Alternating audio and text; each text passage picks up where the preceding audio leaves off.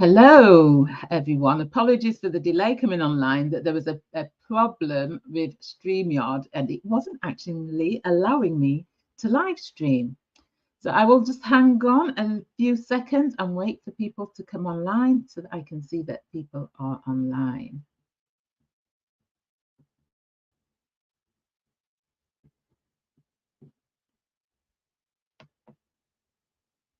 And as you join, please let me know which part of the world you are joining from today.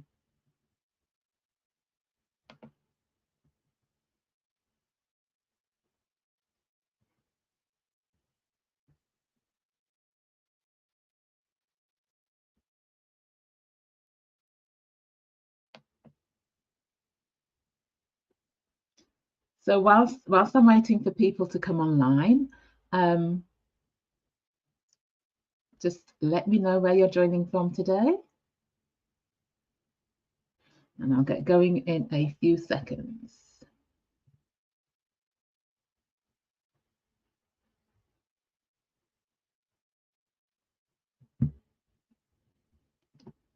Right, so hello and welcome to Building Influence Without Shouting, the Power of Quiet Leadership. And this session today, this live today, is I'm going to be sharing some actionable strategies for introverted leaders to build influence, improve visibility, and to lead with confidence whilst staying authentic. And this is important for introverted leaders. And those of you who subscribe to my Quietly Visible newsletter may have seen that the past few weeks I've been focusing on the introvert pay gap and the research that shows that introverts over their careers earn considerably less than their extroverted peers. And so it's important that you are able to advocate for yourselves when it comes to having that influence, having that impact, negotiating and getting what you deserve as leaders. So hello from London and hi Greer from Manchester. Great to have you online today. So for those that don't know me, I'm Carol Stewart. I'm a executive career leadership coach, speaker, trainer, author, and I specialize in coaching introverted leaders to lead with confidence, influence, and impact. Hi from New Jersey. Hi, Barbara from New Jersey. Great to have you online. And I'm also the author of the book, Quietly Visible, Leading Influence and Impact as an Introverted Woman. And this year, last month to be exact, we had the first ever conference for introverted leaders. And those of you that attended helped to make it such an amazing event. It truly was a global affair. We had people attending from, as well as from sort of England, Scotland, Wales. We had people attending from New Jersey, from Indiana, from Maryland, from Hawaii, from the Netherlands, and virtually we had people from Poland, from South Africa, from the US, as well as the UK. So it was a global affair, and it was great to see the connections that were made and the interactions that everybody did, and getting to know people, getting to know other introverted leaders from around the world. So good morning, Angelina, hello from England. Good to have you here. So today, as I've said, I'm going to be discussing how you can build influence and make a great impact without having to be the loudest in the room, because introversion is viewed less favorably in the workplace. And so to be able to have the kind of influence and impact that you want to have as leaders, then it's going to be a case of having to take specific action and be intentional about it. But you can do this in ways which feel authentic. I often have leaders say that, you know, they maybe don't go for those more senior roles because of a lot of the activities that are involved, which are overstimulating, making them feel drained, and so they don't necessarily put themselves forward, or because they're not visible enough. And so this session will help you to think about how you can have more of an influence. And do introduce yourselves in the comments and let me know where you're joining from, and share as well what's some of the challenges that you faced as an introverted leader. And I'm starting to plan the sessions for next year. So if there's any particular topics that you would like to see, then please share in the comments as well. So first of all, looking at the strengths of introverted leadership, and as introverted leaders, you have a number of strengths, and people often see introversion as a weakness or don't necessarily see it as a strength, but it is a strength, and there are some unique leadership qualities that introverts bring to leadership teams, being deep thinkers, great listeners, strong observers, and relationship builders. People who are introverted are good at building relationships on a one-to-one basis, particularly. And we have the ability to lead through action, not through noise. And so we may not make a lot of noise, but our actions go before us, and our actions speak for us. And utilizing these strengths, they can be leveraged for you to build a powerful influence. Hi, Hilda, joining from Namibia. And so to give you an example, from my experience as a leader, so prior to starting my coaching business, I was a senior leader in an organization, and my group had gone through a particularly challenging time, and we had the area director come over to join. So we had made a lot of changes in the group and had the area director come over to observe some of the things that we were doing. And one of the things that I did was I sort of organised like an event with the senior leadership team where we were sort of looking at how we could make certain improvements, and this area director was part of this as well. And she fed back to my line manager that it was very powerful, and that I was very empowering in a quiet way. So you can utilize your strengths quite powerfully in a quiet way. So what do you feel is your greatest strength as an introverted leader? And do let me know in the comments what that is.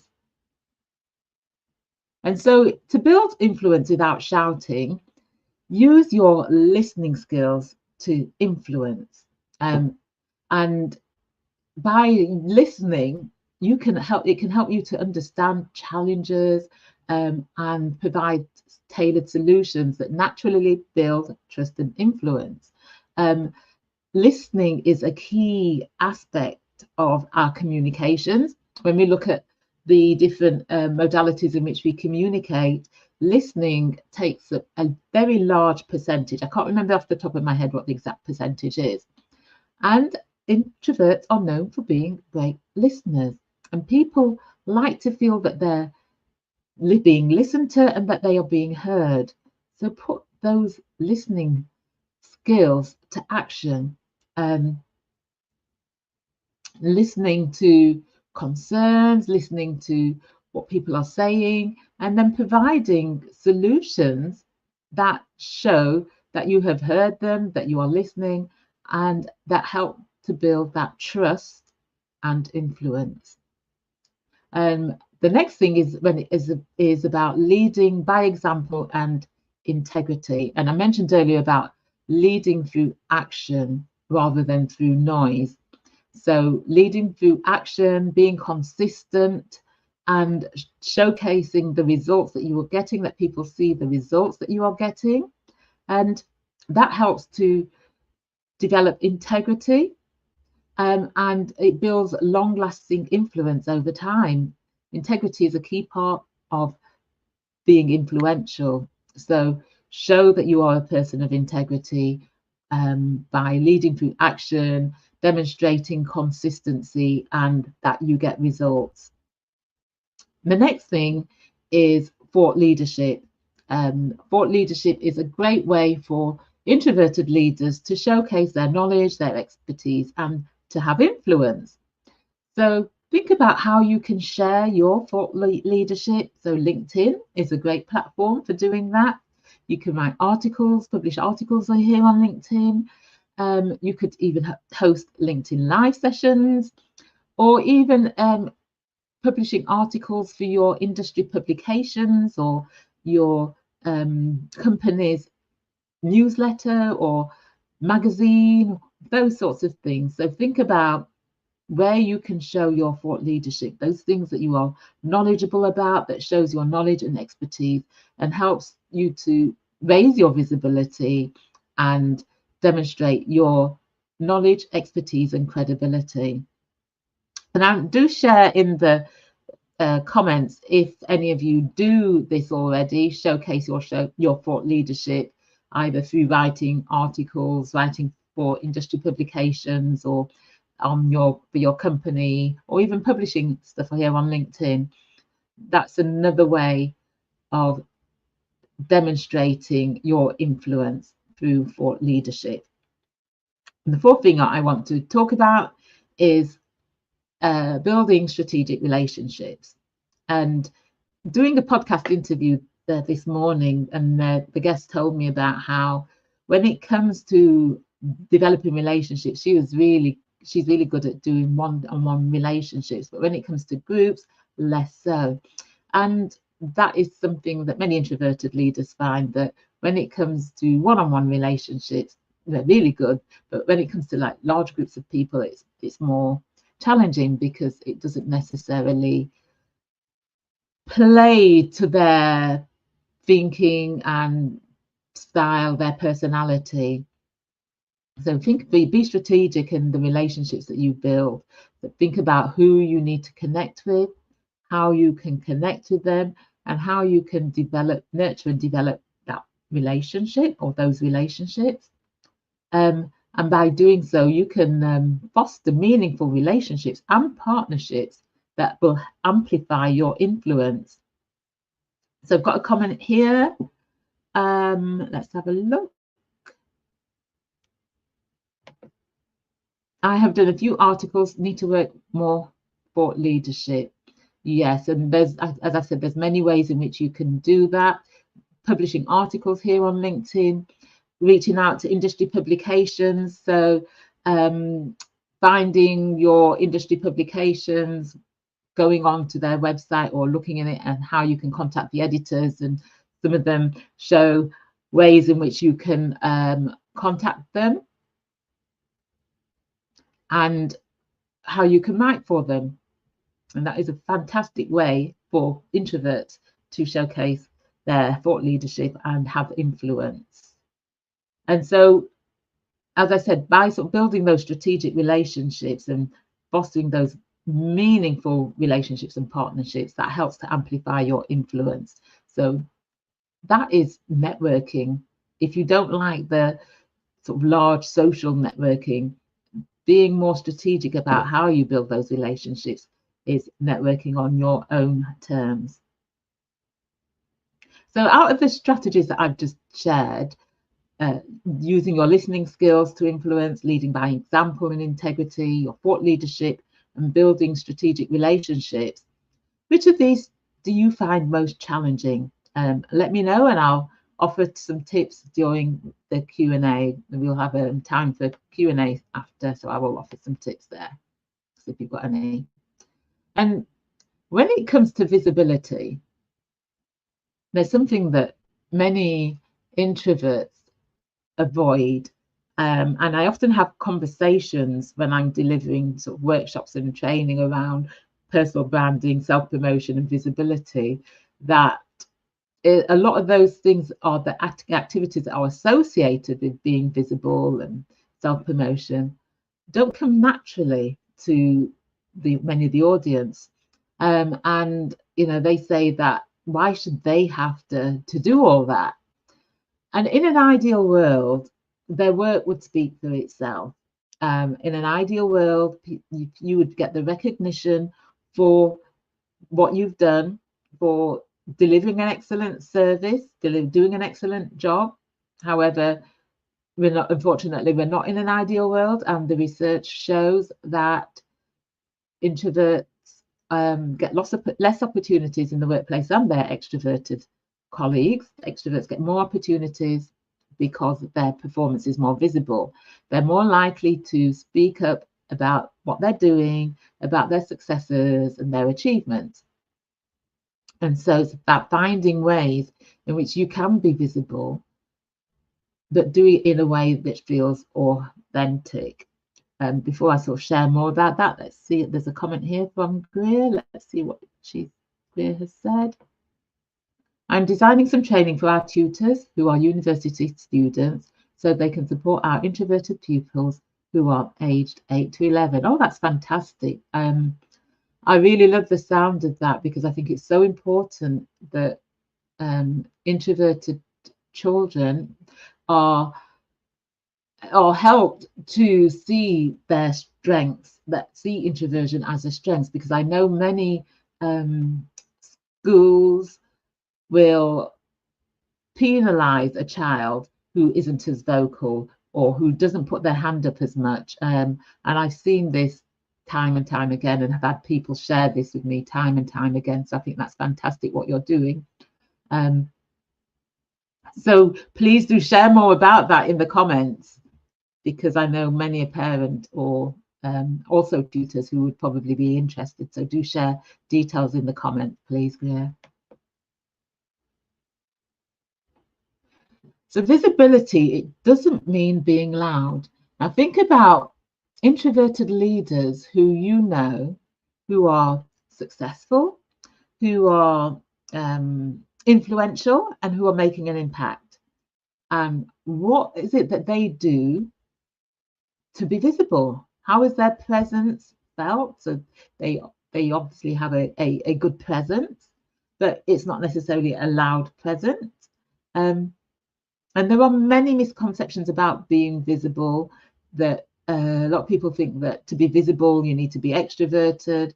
But introverts can be visible in ways that suit your natural style. So things like leveraging your online presence here on LinkedIn,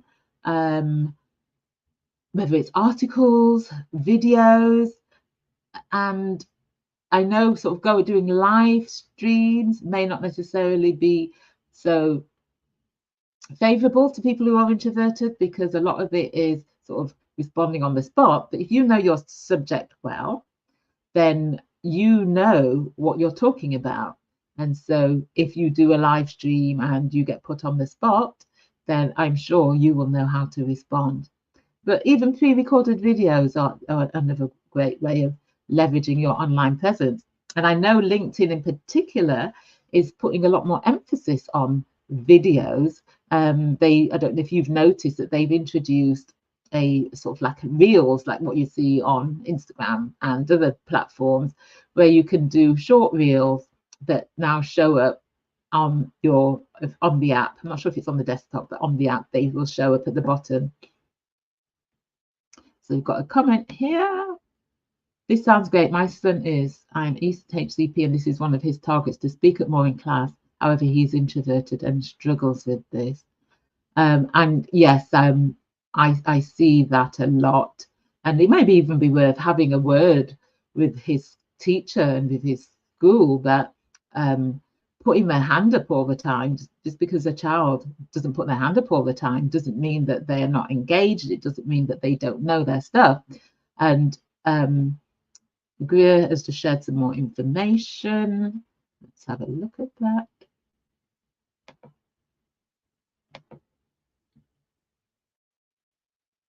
So Greer had a lot of "you need to speak more" at school from her teachers, and her organisation is more extrovert leaning, as is the SLT that she's in. So she wanted to use her introverted skill set to help our pupils who also experience other educational inequalities as they live in lower income households.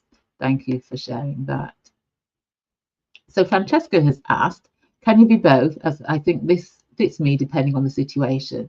And yes, some people are what is known as ambiverts. So that is a bit of both. I call that the best of both worlds. And Introversion and extroversion exist along a continuum, so different environments and different situations will determine the sorts of behaviors that you display. So whether you may find certain environments where you are more sociable, you may appear more outgoing, you may appear more extroverted, but then you may find that there are environments where there is a lot of external stimulation. And when I say external stimulation, I mean external to your mind, that overstimulates you and drains you of energy, which makes you want to retreat and go inwards. Because it's about understanding and knowing yourself, and what energizes you and what depletes your energy, and managing your energy accordingly. Got a comment here. I feel like I'm always on the outside, never quite fitting in. I want to build strong connections, but I'm not sure how. Can you give tips on how to build those strategic connections? And I will, at the end, I will share some tips on how you can do that. And I think I haven't done one for a while, so I think I will make next month's one about networking. I was thinking, what should I do for the end of the year? So I will make next month's live about networking. So do stay tuned for that.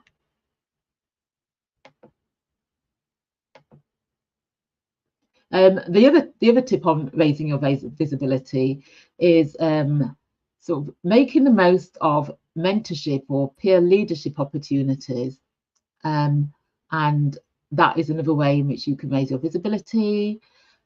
Participating in speaking events, even if it's in small sort of panel discussions or small comfortable settings, as a way of people seeing you speak and hearing about your experience, your knowledge, your thought leadership as well. And also think about who needs to know about you and how you can let them know. Who needs to know about you and how can you let them know? And then think about how you can create opportunities for people to see the value that you add and the difference that you're making. So just to recap, I've talked about some strategies. I've shared sort of 4 main strategies for building influence as an introverted leader, and these were the quiet strengths, looking at the quiet strengths and utilizing those quiet strengths. And I looked at using your listening skills, leading by example and integrity, showcasing your thought leadership, and building strategic relationships. So now I'm going to ask if there are any questions. Then please do share them in the comments. And if you are not subscribed to the Quietly Visible LinkedIn newsletter, then just go to my profile. Each week I share information that support introverted women leaders and all introverted leaders in general. And anybody got any questions? I'll just have a look at what comments there are. So a comment here from Barbara: when it comes to networking, one tip that helps me is seeking out the other people who look similarly uncomfortable in the room and striking up conversations with them. Often we end up discussing our mutual introversions and reconnect offline. And thank you for sharing that, Barbara. So that is a great thing to do. And in response to Chris's question about how to build those strategic connections. So think about who you want to connect with. Who are those people that you want to develop relationships with? And if you're going to networking events, introverts typically don't enjoy, well, no, I won't say don't enjoy. The way that most networking events are conducted don't necessarily allow introverts to be at their best, because there's a lot of small talk, working the room, which are not necessarily playing to the strengths of introverts. Introverts tend to prefer quality over conversations than quantity. So don't feel that you have to work the room speaking to lots of people. have fewer but more meaningful connections. If you know who's going to be attending at the networking event, then connect to them online, whether it's LinkedIn, if it's an internal company event, through Teams or whatever channels you use, and just let them know that you're going to be there and you'd like to have a conversation with them. And so then I'll share more in next month's live about how you can sort of strike up those conversations if you find that challenging. So any questions? And a comment here from Greer. There are lots of other ways to measure engagement or ways to encourage speaking up in a more comfortable way for an introverted child. And I agree. I agree with that entirely. And whilst I'm waiting to see if any more questions come up, I'll just tell you a couple of years ago, about 3 years ago, I think it is now, I went into my old primary school and I did a talk to the children on how to manage their emotions. And then I was having a conversation afterwards with the head teacher about the challenges that introverted children face and how of sharing some information with him about one woman who told me her daughter was marked down a grade because she didn't put her hands up enough. And she was really upset about that because she knew her stuff. It's just that she didn't put her hands up all the time in class. And I said to him, well, imagine how that is going to affect her as she grows if she's constantly made to feel that because she's not putting her hand up enough, that she's not good enough. And he sent me a long email after thanking me for sharing that and saying how he believed that a lot of teachers do their introverted children a disservice because they measure confidence on how many times a child puts their hand up in class, but that doesn't necessarily mean confidence. And so he thanked me for sharing that and said that they were going to be doing things differently going forward. So it doesn't look like there's any questions. Let me just go through the comments to see if I've missed any. No, it doesn't look like I have.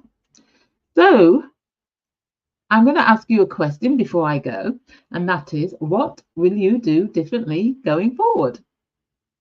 And do share in the comments what you're going to do differently going forward so that you can have more influence and impact, but doing it in ways that feel authentic. Do let me know in the comments. And as I said, next month's session will be about networking.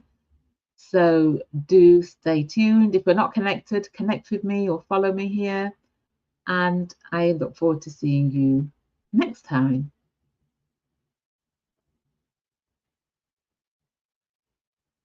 There are no more questions. I can't see any questions.